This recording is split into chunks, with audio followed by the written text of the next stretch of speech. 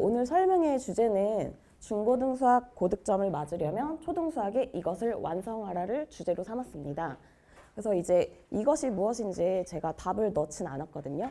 왜 비밀로 했냐면 여기 직접 오신 분들께 먼저 생생하게 전해드리고 싶어서 비밀로 했고요. 이것은 힌트를 드릴 테니 한번 맞춰보시기 바랍니다. 이거는 두 글자입니다. 이게 잘못됐다면 아무리 시간을 많이 투자하여도 학습 결과가 좋지 않은 경우가 많아요. 그 다음 이것의 자음은 시옷 기억입니다. 시옷 기억, 시옷 기억. 네, 이것은 무엇일까요? 정답은 습관입니다. 그래서 오늘 설명의 주제는 중고등수학 고득점을 맞으려면 습관, 학습 습관을 초등수학에서 완성하라는 것을 설명의 주제로 삼게 되었습니다. 지금 제가 목소리가 떨리죠? 사실 굉장히 심장이 터질 것 같은데 박수 한번 주시면 잘해주실 것 같습니다. 감사합니다. 고득점을 맞는다는 거는 결국 오답수가 적은 거지요. 그러면 고득점을 맞기 위해서는 오답수를 줄여야 합니다. 다들 알고 계시지만 그러면은 오답수를 줄이려면 어디서 오답이 나왔는지 자세히 살펴보고 분석을 하고 어떻게 해야 되는지 그에 따른 습관들을 완성해 나가야 하는데요.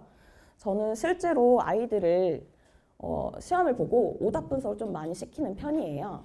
그래서 중고등학생들은 시험을 보니까 이제 그럴 기회가 많은데 초등학생 같은 경우는 이제 큰 이벤트가 없잖아요, 시험이. 그래서 수업 시간에도 이제 간헐적으로 한번 오답 분석을 해봐라 라고 시키면 이제 여기서 상위권 학생들이 조금 눈에 띄는 경우들이 있어요. 왜냐하면 왜 틀렸냐라고 물어보면 아주 구체적으로 얘기하는 경우가 많아요. 선생님, 저는 여기서 자연수라는 조건을 놓쳐서 틀렸어요. 이렇게 얘기를 하거든요. 그래서 어머님들께서도 우리 아이가 많이 틀리면은 어디서 많이 틀리는지, 왜 틀리는지를 알고 계시는지, 만약에 모르고 있다면 그런 부분을 좀 더 집중적으로 보신다면 아무래도 오답수를 줄여갈 수 있지 않을까 생각이 듭니다. 그래서 제가 오랫동안 시험을 보고 아이들의 오답을 많이 분석을 하다 보니 경험이랑 데이터가 많이 쌓였잖아요. 그래서 그런 부분에 대해서 실제 사례를 들여서 좀 구체적으로 보여드리고 그다음에 어떻게 하면 좋을지도 설명해 드리려고 합니다. 그래서 총 3가지로 분류해 보았는데요. 자주 나오는 오답은 첫 번째는 이제 실수로 틀렸다. 아이들이 많이 얘기하죠. 실수예요. 근데 그 실수일 수도 있고 아닐 수도 있지만 실수로 틀리는 경우가 있고, 두 번째 이제 몰라서 틀리는 경우가 있고, 세 번째는 틀렸는데 또 틀리는 경우가 있습니다. 그래서 이 3가지 경우에 대해서 자세하게 살펴보겠습니다. 첫 번째는 이제 실수해서 틀리는 경우를 실제 사례를 넣어 보았는데요. 자주 하는 실수 탑3는 다음과 같습니다. 연산 실수, 아니면 지문 속에 있는 정보를 놓쳐서 마지막에 답을 잘못 적거나 글자랑 숫자를 바꿔 읽는 것으로 이제 오답을 고르는 경우가 있어요. 그래서 연산 실수의 예를 넣어봤습니다. 아이들이 덧셈과 뺄셈을 배울 때 덧셈을 하면 이제 받아올림이라는 걸 배우는데요. 여기 보시면 그림을 보시면 6 더하기 8은 14입니다. 근데 10을 안 써요. 자기는 암산을 잘한대요. 그런데 나중에 4 더하기 7 할 때 10을 더해줘야 되는 걸 까먹고 쓰죠. 근데 이게 생각보다 실제로 되게 많이 해요. 그래서 며칠 전에도 이제 아이들 분수의 덧셈을 배우는데 언니 오빠들이 받아올림 실수를 되게 많이 해. 그러니까 너네 미리 신경 쓰는 게 아마 도움이 될 거야. 아니면은 받아내림이라고 해서 빼기를 했을 때 6에서 8을 뺄 수가 없으면 어떻게 해야 될까요? 앞에 4에서 10을 빌려와야 하거든요. 그러면 10을 빌려온 거를 까먹고 이제 3에서 7을 빼야 되는데 4에서 7을 빼는. 그래서 이런 1을 빼는 경우들이 굉장히 사실은 많아요. 되게 자잘하지만 이런 걸로 거의 풀이 방법도 다 알고 다 풀었는데 마무리가 안 되는 경우가 많습니다. 그래서 며칠 전에도 어떤 학생이 선생님 진짜 받아올림에서 실수했어요. 이렇게 얘기하더라고요. 그래서 제가 이렇게 구체적으로 받아올림이라고 적어준 이유는 오답 분석을 시켜보면 아이들이 일단 실수라고 적습니다.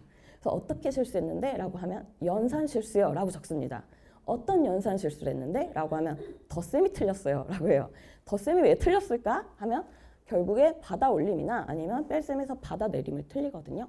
그러니까 제가 말씀드리고 싶은 거는 그냥 실수가 아니라 이렇게 구체적으로 적어주고 이런 것들을 확인하면서 실수의 정확한 패턴을 파악하시는 게 도움이 되실 거라는 얘기입니다. 다음은 이제 분수를 배우면서 곱하기 나누기를 배우는데요. 분수라는 거는 하나의 수지만 위와 아래 두 개의 숫자가 있지요. 그러니까 이 공간에서 오는 복잡함도 있고 또 곱하기를 하면 약분을 하면 위아래 숫자가 바뀌기도 하고요. 나누기 분수를 하면은 곱하기로 바꾸는 경우 위아래 숫자의 위치가 바뀝니다. 굉장히 변동성이 많아서 또 여기서도 실제로 간단한 분수여도 실수를 많이 합니다. 다음 세 번째는 이제 아이들이 중학교 거 배울 때 제일 처음에 신기한 게 음수의 출현이죠. 네. 그래서 음수는 어떤 성질이 있냐면 뭐 마이너스가 짝수번 있으면 플러스로 바뀐다는 성질이 있어요. 그러면 얘가 A가 음수면 얘는 플러스가 되고 얘는 괄호 안에를 먼저 해야 돼서 얘가 플러스인데 두 번 곱하면 플러스가 되고 그 다음에 얘는 얘와 다르게 A를 두 번을 곱해야 됩니다. 얘는 괄호를 두 번 곱해야 되고 그래서 얘는 A를 두 번 곱하면 마이너스를 두 번 곱하면 플러스인데 앞에 마이너스 때문에 마이너스가 되죠. 이런 식으로 이게 내용이 복잡해지면 생각보다 실수할 수 있는 요소들이 많아요.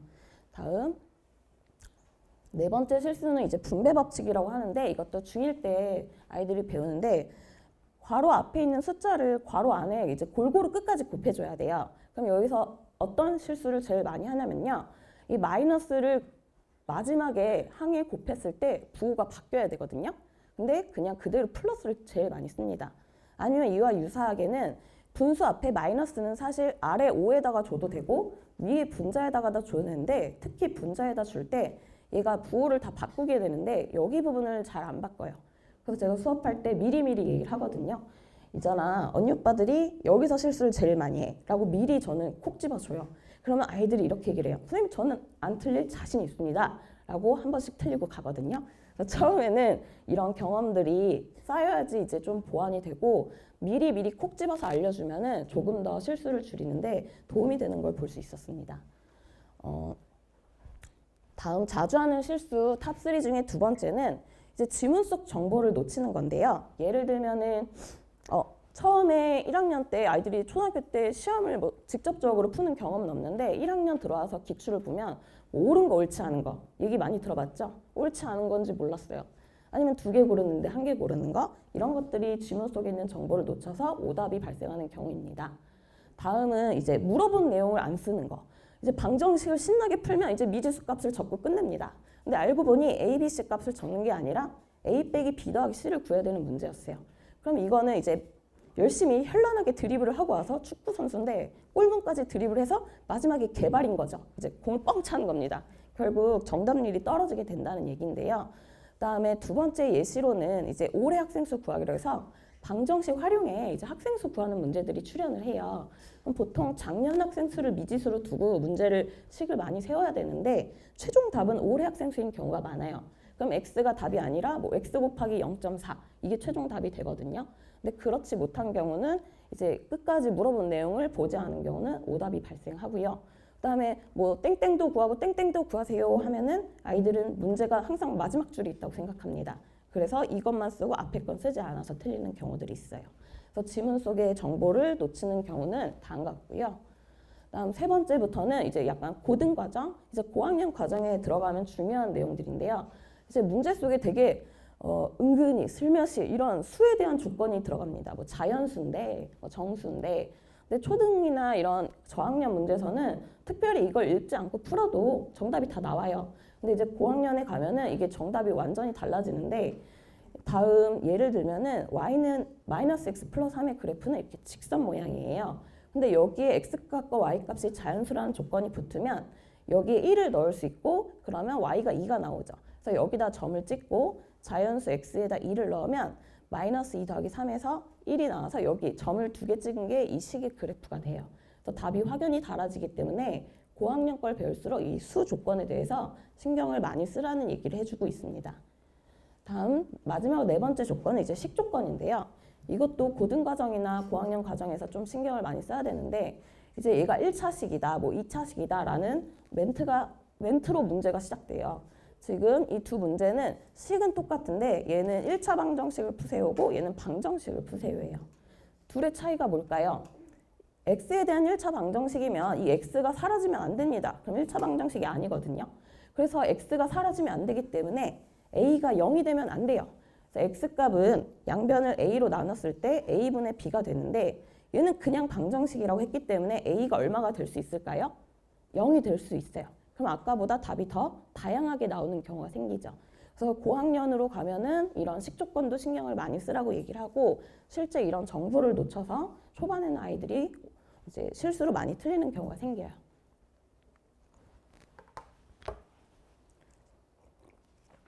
제가 감기가 걸려서. 그다음 자주 하는 실수 탑3는 이제 세 번째는 글자랑 숫자를 바꿔 읽는 경우가 있습니다. 사실 현장에서 이거 나오면 되게 사람이 많이 힘들거든요. 열심히 막 100문제, 막 1000문제 풀고 갔는데 선생님 3을 5로 잘못 봤네요. 이렇게 해맑게 얘기하면 굉장히 저만 많이 힘든가요? 어머님들도 힘드시죠? 근데 이게 몇 번 인간이니까 뭐 나올 수는 있어요. 그래서 좀 신경 쓰자라고 얘기를 많이 하는데 좀 유독 심한 경우도 있어요, 아이들이. 그래서 그런 경우를 따져보면 주의력 결핍 과다 행동 장애라고 하죠. ADHD인 약간 그런 증상을 보이는 경우도 있어요. 그래서 이런 경우는 이제 인터넷에 자가진단 테스트들이 좀 있거든요. 그래서 아이가 좀 너무 산만하거나 뭐 좀 시간 약속을 잘 못 지킨다거나 아니면 좀 감정적 충동적이거나 하는 경우들이 보이는 경우 좀 이런 걸 검사해 보라고 하더라고요. 근데 실제로 ADHD가 성인 같은 경우는 최근 5년 사이 2배가 증가했다고 해요. 그러니까 우리 예전에는 그런 걸 모르고 있다가 이제 이런 지식과 정보들이 점점 접하게 되면서 내가 그래서 그랬구나라고 이제 알게 되는 그런 경우도 많고요. 근데 이게 ADHD라고 해서 학습을 못한다고 생각하시면 안 됩니다. 왜냐하면 의사인데 ADHD인 의사들도 많고 그다음에 여러분 알고 계시는 유명한 아인슈타인이나 빌 게이츠나 일론 머스크도 ADHD 환자입니다. 그러니까 이 증상의 특징은 자기가 관심 있는 분야에 폭발적으로 집중하는 경향도 있기 때문에 이거를 이해하고 단순하게 똑바로 읽어라고 하는 게 아니라 아이가 약간 좀 이 부분이 있어서 약했구나 이렇게 좀 이해를 하고 접근할 수 있어서 좀 참고하시면 좋을 것 같아서 넣어보았습니다. 자, 그러면 지금 실수들이 연산 실수라든지 아니면 지문 속 정보를 놓친다든지 하는 게 있었는데 그럼 우리는 초등학교 때 어떤 습관을 들이면 좋을지 써봤는데요. 많이 들어보셨죠? 연산서를 꾸준히 풀어라. 왜냐하면 이제 고등학교 때 연산서를 하기에는 좀 마음의 여유가 많이 없어요. 그러니까 앉아서 막 더하기 빼기 곱하기 하기에는.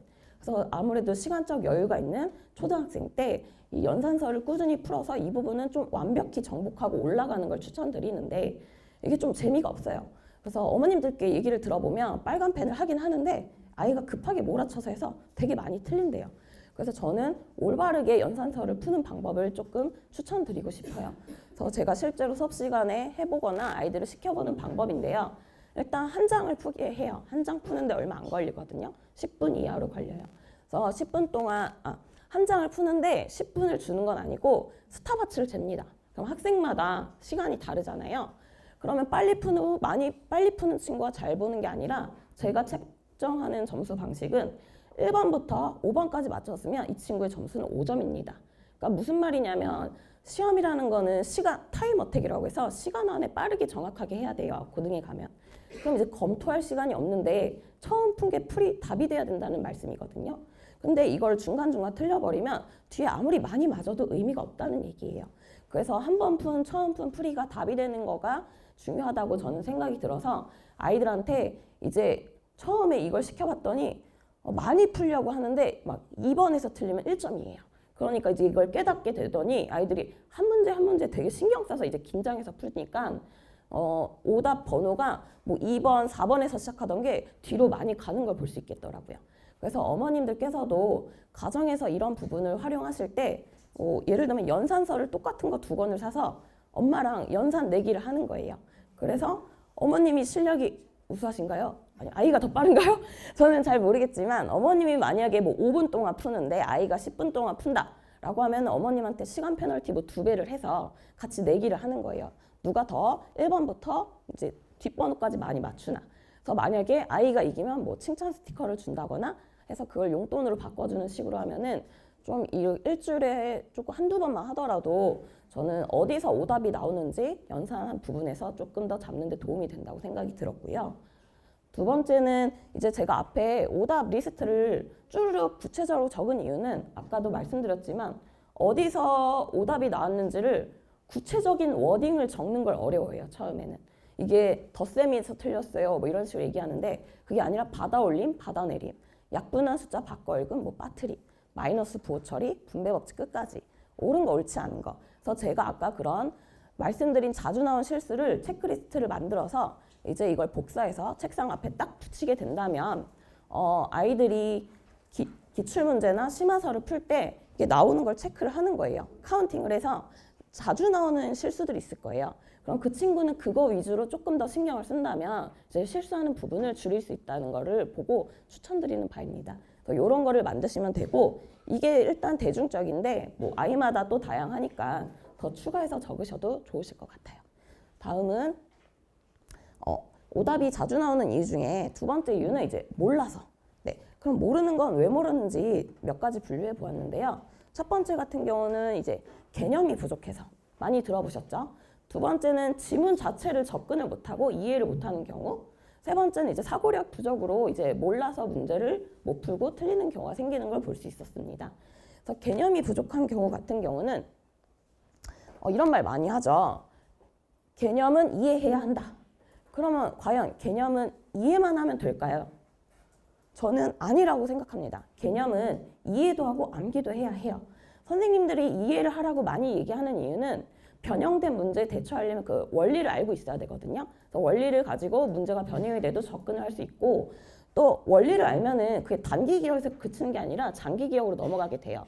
그래서 내가 공식을 까먹었다 하더라도 공식을 다시 증명해낼 수 있어서 이해를 하라는 얘기를 많이 하던 거고요. 근데 아까도 말씀드렸지만 시험이라는 거는 정해진 시간 안에 정확하게 풀어야 되기 때문에 시간 단축을 해야 해요. 그러려면은 항상 매번 증명해서 문제를 풀 수는 없어요. 그래서 공식을 어느 정도 이해를 했으면 아 이런 원리구나 하고 암기도 해야 된다라는 거를 아이들한테도 항상 얘기를 하고 있습니다. 그러면 이제 개념이 부족해서 틀리는 사례를 몇 가지 넣어봤는데요. 첫 번째는 이제 까먹은 경우예요. 지금 이 아이는 이제 고1 과정을 공부하고 있는데 고1 문제가 이렇게 나왔어요. 근데 이 문제를 풀지 못하는 이유는 중학교 2학년 2학기에 닮음에 대한 내용이 부족해서 풀지 못하는 거거든요. 그래서 고등으로 가면서 수학이 어려워지는 거는 과거에 학습했던 것들이 계속 쌓이기 때문에 과거에 구멍난 게 이제 채워야 되는 일들이 벌어지고 그래서 까먹어서 이제 개념이 부족해서 틀리는 경우를 볼 수 있고요. 두 번째 사례는 이제 정의 이런 걸 물어볼 때 함정을 선생님들이 만들거든요. 이거는 중1 2학기 문제고요. 삼각형에서 세 내각의 합은 180도인 건 알고 계시죠? 그러면 이 세 개를 더하면 180도인데 이 밑변을 연장하면 얘가 직선이라서 이게 평각이에요. 그래서 얘도 180도예요. 그럼 아까 Z는 X랑 Y랑 더해야 180도였으니까 얘도 180도가 되려면 X랑 Y의 합한각과 같은 각을 가져야 돼요. 그래서 여기 각을 바깥에 있어서 외곽이라고 하는데 그러면 삼각형의 한 외곽의 크기는 두 내각의 크기와 같겠죠? 네, 아닙니다. 무엇이 잘못됐을지 5초의 생각할 시간을 드려보겠습니다. 아이들의 심정을 이해해 보세요. 네, 정답은 두 내각이 아니라 이웃하지 않는 두 내각입니다. 얘가 외곽이면 얘가 내각이라고 불러야 되거든요. 외곽, 내각. 그러면 얘가 아닌 나머지 둘이기 때문에 이웃하지 않는 두 내각의 크기와 같다라고 해요. 그래서 이렇게 아이들이 개념을 진짜 뭐 토시 하나 틀리지 않고 외웠다면은 풀 수 있겠지만 모든 걸 토시 하나 틀리지 않고 이제 외우기가 어려운 경우는 함정에 빠질 수 있는데 이런 경우들은 문제를 좀 풀어보면 어느 정도 패턴이 있어요. 오답 유도하는. 그런 문제를 풀면서 함정에 빠지지 않게 연습을 시키시면 되고요. 그다음에 세 번째 사례는 이제 정확한 용어의 뜻을 알아야 이제 문제풀이가 시작될 수 있는 문제고요. 이제 고등과정이고 실력 정석에 있는 문제인데 어머니도 혹시 짝수가 어떤 수인지 아세요? 짝수. 2, 4, 6, 8, 10 이게 짝수죠. 이건 이제 초등과정에서 정의하는 범주고 이제 고등과정으로 넘어가면은 중고등과정으로 넘어가면 2와 정수가 곱해져서 만들어진 수를 짝수라고 얘기를 해서 수가 좀 더 확대돼요. 그럼 정수라는 건 0, 1, 2, 3, 4, 마이너스 1, 2, 3, 4를 뜻하는데 여기다 0을 집어넣으면 2 곱하기 0을 하면 0이 되겠죠. 그래서 고등과정에서 이제 0도 짝수라고 봅니다. 아니면 마이너스 1을 넣었을 때 이제 마이너스 2라는 값이 나와서 마이너스 2도 넓게는 짝수라고 보거든요. 그래서 이런 걸 이해해야 정확하게 이해해야 풀 수 있는 문제로 이제 그런 부분을 만약에 미처 몰랐다면 이제 풀이 접근이 어렵게 되는 개념이 부족한 경우를 넣어 보았어요.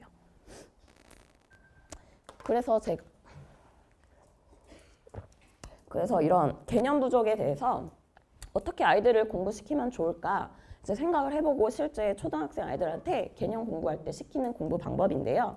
1단계는 이 그림 보면 뭐 하는 것 같으세요? 일단 개념을 읽습니다. 소리 내서 읽거든요. 그럼 우리 초딩 친구들은 굉장히 신나게 습관 3, 개념, 공부, 이렇게 우유를 넣어서 읽어요. 그럼 제가 글을 읽을 때는 의미를 생각하면서 읽어야 돼 앞으로 라고 가르쳐 줍니다. 그럼 아이들의 템포가 좀 느려져요. 습관 3 이렇게 생각하면서 읽거든요.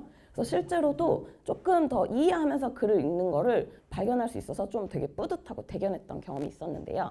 1단계는 글의 내용을 읽어보고 2단계는 이 원리가 무엇일까 고민해보는 단계를 시킵니다. 그 다음에 3단계는 그것이 이해가 됐다면 이제 직접 써보게 시켜요. 이게 손과 귀와 입이 익숙해져야 하거든요. 그래서 집에 가서 뭐 3번씩 써오기 이런 숙제를 내요. 그럼 초등학생 친구들 이제 손가락이 힘이 없어서 좀 쓰는데 힘들어해서 마음이 좀 아프지만 앞으로 이제 중고등학교 때 암기 과목이나 뭐 이런 거 공부를 할 때 개념을 보라고 하면 그냥 눈으로 쓱 읽고 다 했어요라고 하거든요. 공부 방법을 몰라요. 그래서 좀 이런 부분을 알려주면서 나중에 올라가면 이렇게 했으면 좋겠어 라고 얘기를 많이 해요. 그래서 쓰는 연습을 통해서 어느 정도 숙지하는 단계를 갖고요. 그 다음에 이건 뭐 하는 걸 것 같으세요? 이거는 이제 학원에 와서 잘 외웠는지 이제 시험을 봅니다. 그래서 테스트를 통해서 이 개념이 잘 아이가 숙지가 되었는지 확인하는 4단계를 추천드리고 있고 실제로 수업에 적용하고 있습니다. 다음 2번째, 아이들이 몰라서 틀리는 이유 2번째는 지문이 길어지면 뭐 이해도 어렵고 접근 자체가 어려운 경우인데요. 예를 하나 들어보았어요. 최근에 이제 초등학생 친구가 저한테 이제 숙제로 냈는데 이 문제가 좀 어렵다는 거예요. 그런데 이제 제가 알고 있기로 어머님이 친구가 이제 문장제 문제 약하다. 이거 접근 자체가 어려워한다. 이해하는 것도 어려워하고 해서 이제 좀 가르쳤던 방법이거든요. 그래서 이 예시를 통해서 어머님들도 적용해 보시면 좋겠는데 보통 문장을 이해하기 어려운 경우는 문장을 통째로 이해하려고 그래요. 근데 아기가 처음부터 뛰진 못하잖아요. 아가들이. 한 걸음 한 걸음 걸어야 되기 때문에 문장을 통째로 이해하는 아직 그 정도의 능력이 되지 않았다면 전 단어로 끊어 읽기를 시켜요. 실제로 교재에다가 이렇게 슬래시를 그어서 일정한 이해했어? 네. 빠르기로 이해했어? 네. 가끔 이제 단어를 몰라서 모르는 경우도 있거든요. 그래서 이렇게 단어로 끊어서 소라는 20분 동안 2.36km를 가고 민석이는 30분 동안 3.92km를 갑니다. 이제 얘는 이해가 된대요. 두 사람이 같은 지점에서 동시에 출발하여 서로 반대 방향으로 직선거리를 간다면 1시간 후 두 사람 사이의 거리는 몇 킬로인지 풀이 과정을 쓰고 답을 구하시오. 그래서 이제 대충은 알겠대요, 아이가. 근데 이 2번째 문장이 조금 아주 확실히 이해가 되진 않겠다는 거예요. 그래서 제가 그럼 이 문장을 너가 그림으로 한번 그려볼래? 라고 했더니 이렇게 그렸어요. 왜 이렇게 그렸니? 라고 제가 당황해서 물어보니까 반대 방향으로 간대요. 이렇게 그린 거예요. 그래서 이 친구가 이렇게 아이들이 가끔 하나에만 포커스에 꽂혀서 잘못 해석하는 경우가 있거든요. 보통 반대 방향으로 가면은 어떻게 반대 방향으로 가는지 문장의 앞이나 뒤에 꾸며주는 말이 보통 많이 나오는데 앞에 많이 나와. 한 번만 다시 읽고 찾아보면 좋을 것 같아. 했더니 한 1, 2분 고민하더니 같은 지점에서 반대 방향이네요. 하고 이렇게 그림을 그리는 거예요. 그래서 그림을 그려서 2번째 문장도 이해를 했으면 이제 어떤 문장이 중요한 것 같은지 밑줄을 그어보라고 해요. 그러면 이 문장이 중요한 것 같고 이 문장에 대해서도 또 잘 알아야 될 것 같대요. 그럼 여기에 숨겨진 의미나 단서가 뭔 것 같냐 했더니 뭐 이거는 1분 동안 간 거리를 알려주는 거고 그 다음에 이걸 그림으로 그렸을 때 얘네 두 사람 사이 거리는 이만큼을 구하라는 얘기인 것 같다. 그래서 알게 돼서 풀게 되었고 이거를 통해서 이제 어머님들께 말씀을 드리면서 실제로 적용해 보시길 심화가 어렵다고 하면 그냥 막연하게 어렵다고 하는데 이제 풀이나 이런 걸 보셨을 때 어려운 포인트들이 있으면 그런 걸 좀 도와줄 수도 있고요. 아니면 해석이 어려운 경우는 이런 방법을 제안하고 있습니다. 그 다음에 모르는 이유 3번째는 사고력 부족이거든요. 이제 사고력 같은 경우는 저는 2가지로 생각을 해요. 시간을 충분히 갖고 있다면 풀 수 있는 경우와 이제 시간이 주어져서 사실 풀기 어려운 경우가 있어요. 왜 그 2가지로 나뉘냐면 첫 번째 경우는 시간이 주어진다면 풀 수 있는 경우는 수학적 생각할 재료가 충분한 경우거든요. 이미 충분한 개념과 내가 충분한 그거에 대한 준비가 되어 있는 상황. 그래서 예를 들어서 이 규칙 찾기 문제를 넣어보았어요. 지금 보시면 분모가 3이고 분자가 2까지 있고 더한 값이 1이 나오죠. 분모가 5고 분자가 4까지 더했고 결과가 2가 나오죠. 이런 식으로 계속 쓰게 합니다. 규칙 찾기는 감이 빠른 친구는 빨리 찾아요, 솔직히. 근데 이제 좀 수학이 더딘 경우는 뭐 한 6, 7줄도 계속 쓰라고 해요. 근데 이렇게 쓰다 보면 얘랑 얘랑 2배고 얘보다 얘가 1이 크네요. 얘가 2배고 1이 커서 37이네요. 이런 식으로 생각할 시간을 조금 준다면 이런 부분은 생각할 재료들이 아이들이 어느 정도 갖고 있어서 풀 수 있는 경우로 볼 수 있고, 시간을 줘도 못 푸는 경우는 다음과 같은 내용을 사례로 넣어보았는데요. 이 문제는 각도 PMA의 크기를 구하는 문제인데 이거의 풀이 방법은 상상 초월입니다. 여기다가 보조선을 그려서 여기 있는 삼각형과 똑같은 삼각형을 그려야 풀 수 있는 문제거든요. 그러면은 아이들이 이런 문제를 다뤄보지 않은 경우는 여기 바깥에 그림을 그린다는 것 자체가 처음엔 굉장히 쇼킹한 일이에요. 그래서 이거는 시간을 많이 줘도 아예 경험이 없으면 접근하기가 어렵거든요. 그럼 이런 문제들은 어떻게 해야 되냐? 뭐 시간을 계속 주는 것보단 경험을 쌓는 게 중요하다고 생각해요. 창의력이라는 건 결국 모방을 통해서 나의 재료들이 풍부해지고 이렇게도 문제 풀어서 접근했었어. 이런 게 쌓이면서 이것도 써보고 저것도 써보는 거거든요. 그래서 이런 경우는 많은 문제를 풀어보면서 경험을 쌓고 이제 아이들이 그걸 재료로 사고하는 힘을 가져야 되는 문제로 이 문제를 넣어보았어요. 틀렸는데 또 틀리는 이유는 아까 말씀드린 것처럼 실수해서 틀린 이유는 패턴을 몰라서 그래요. 그래서 아까 오답 분석해야 된다고 말씀을 드렸고 체크리스트를 체크해보라고 추천을 드렸습니다. 틀렸는데 또 틀리는 두 번째 이유는 제 시험을 안 봐서 그래요. 무슨 말이냐면 오답이 나오면 고치죠. 그 다음에 오답 복습을 하라고 합니다. 그럼 노트에 한 번 쓰고 끝나요. 그렇게 해서 알면 천재예요. 못 알아요. 그거 한 3번, 4번 스스로 써보면서 내가 막히지 않고 풀 때까지 써봐야 되거든요. 그럼 마지막은 뭐냐? 진짜 자기가 스스로 자기 테스트를 해야 돼요. 내가 이걸 제대로 이해하고 풀 수 있는지. 그 기준은 막힘없이 풀 때입니다. 그래서 아이들에게 이런 오답 복습을 해라고 하면 막상 방법을 잘 모르더라고요. 그래서 이런 거를 오답 노트를 쓰고 자기 테스트 하고 와라 이런 얘기를 많이 해줘요.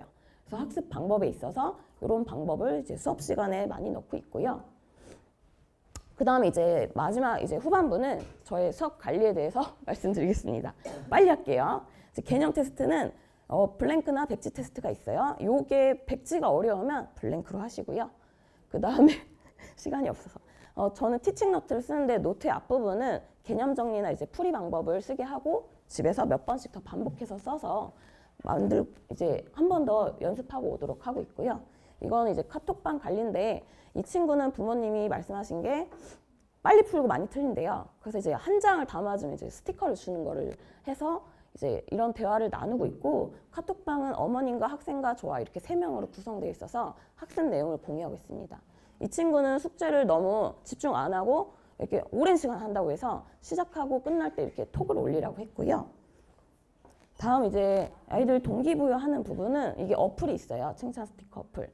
그래서 이제 규칙을 정하고 잘하면 이렇게 붙여주면 실시간으로 아이와 부모님이 알 수 있어서 이제 관리하는 데 용이했습니다. 그리고 이걸로 사실 실제 아이들을 바꾼 경우가 있어서 제가 하고 있고요. 그 다음에 뭐 수학을 자체 제작한 어플이 있어서 뭐 부족한 경우는 영상을 올리기도 하고요. 그 다음에 이제 마지막으로는 멘탈 관리인데요. 요즘 청소년 우울증이 굉장히 심각해요. 10명 중에 4명은 생활에 지장이 있을 정도라고 합니다. 그래서 그런 부분을 사춘기 때는 이제 아이들이 아무래도 입을 닫기 때문에 어릴 때부터 조금 긍정적으로 생각을 바꾸는 연습? 저는 너무 느려요 하면은 대신에 너는 신중해서 잘 하고 나면 많이 맞는 것 같아. 뭐 이런 얘기를 계속하는 연습을 시키는 게 꾸준한 연습이 필요하고, 그 다음에 계속 가만히 이제 어쨌든 쌓인 스트레스는 푸는 방법이 필요하거든요. 뭐 집 근처에 뛴다거나 이런 거를 미리 알아두고 사춘기 때 좀 할 수 있는 방법을 알려주면 좋을 것 같고, 뭐 동기부여 방법은 여러분 3가지입니다. 돈, 핸드폰, 게임. 아까 칭찬 어플 그걸로 저는 쓰고 있거든요. 게임을 좋아해. 그러면 하나에 5분이야. 그래서 주말에 시간을 줍니다. 그 다음에 이제 마지막 멘탈 관리는 이제 부모님의 불안입니다. 재밌는 글이 하나 있는데요. 게임을 싫어하게 만드는 방법이에요. 게임을 열심히 하라고 닥달한다. 어디까지 진행할 수 있는지 목표를 세계한다. 최대한 관리한다. 혼낸다. 캐묻는다. 묻는다. 그러니까 불안해하면은 이제 아이들이 싫어지게 된다는 거거든요. 그래서 아이들의 이런 멘탈을 좀 잘 이해하고 관리하는 게 필요하고 마지막으로 제가 최근에 들은 재밌는 얘기가 있어요. 어떤 얘기가 있냐면 이제 아들이 아무래도 엄마들이랑 뇌 구조가 많이 다르잖아요. 그래서 막 방을 지저분하게 쓰는 거예요. 그래서 막 쓰레기가 막 어질러져 있어요. 그럼 1차원적으로 빨리 주워. 이게 지저분하면 어수선하지 않아? 절대 안 줍습니다. 그럼 이럴 때 어떻게 되냐? 이제 쓰레기를 주워요. 그리고 민준이를 봅니다. 민준아, 너 이거 몇 초 만에 버릴 수 있어? 하면 아이가 닌자가 돼서 달려간다고 합니다. 여기까지 설명의 내용을 마치겠고요. 유익한 시간이 되길 바랍니다.